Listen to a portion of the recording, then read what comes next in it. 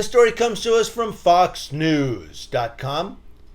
Out of Minneapolis, Minnesota. This one's kind of lengthy, but I will put a link to the story in the description box below. You can click it and read the whole thing. But you know what? Minneapolis hasn't been, the best town to live in with police officers, right? With police officers, I said, not as a police officer.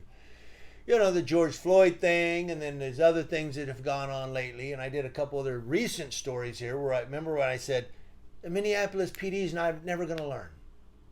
They can't learn. They just keep messing up, right? So what do the citizens and the neighborhoods of Minneapolis do about it? You're going to love it. You're going to love it. And it's, by the way, it's upscale neighborhoods. Upscale neighborhoods. I just noticed that. Some upscale Minneapolis, Minnesota neighborhoods are drawing criticism over an initiative where residents have pooled money to fund extra police patrols following the city's pledge to disband the police department. Residents in the Lowry Hill neighborhood, using a nonprofit known as Minneapolis Safety Initiative, secured a contract with the city for $210,000 in extra police patrols from January 17th through December 31st, the Minneapolis Post reported. And that's this year, all the way to the end of the year.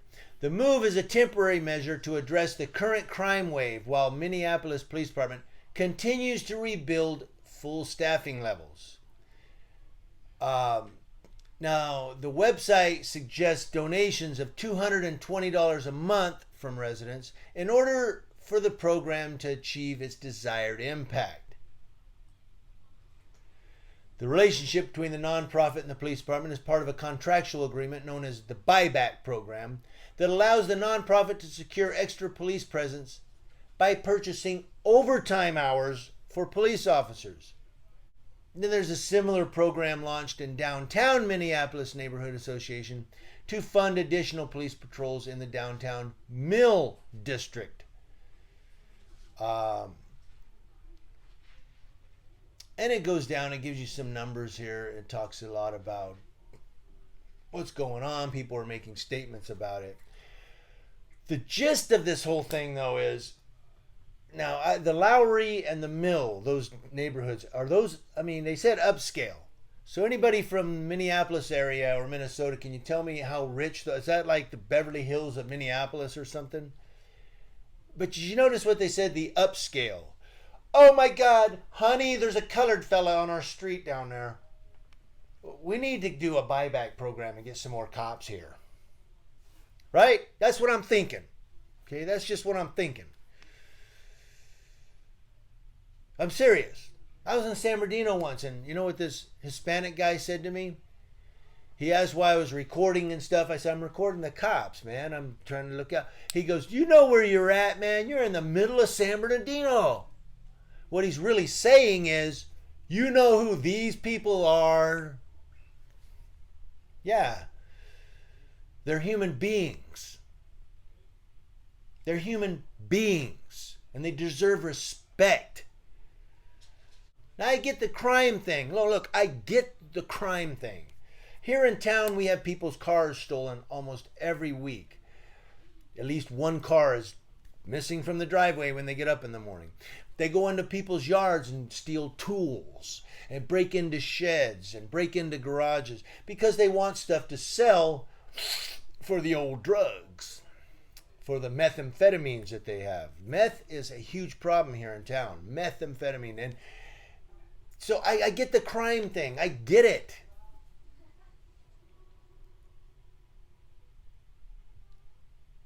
But we're talking about Minneapolis and cops that hurt people. The last thing you want is more cops in your town, in your neighborhood.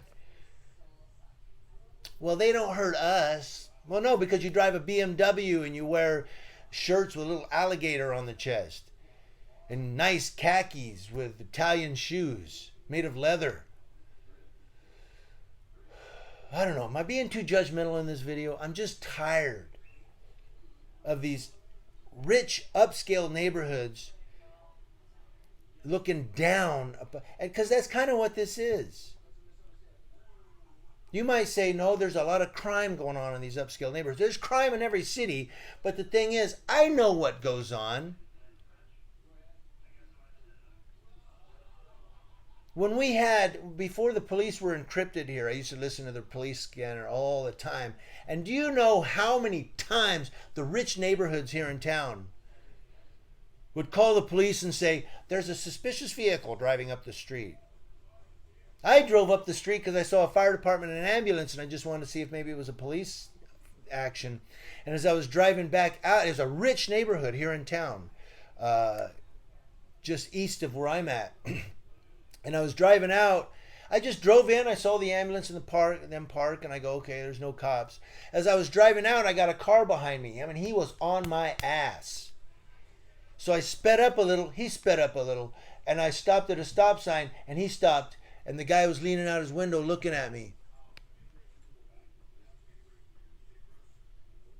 And I turned and did this weird funny turn and took off. And he stopped, and then he turned around and went back to his neighborhood. Why? Because there's a strange, look at the strange vehicle driving through our neighborhood. That's how they are, guys. You may not like this video, but well, let me know.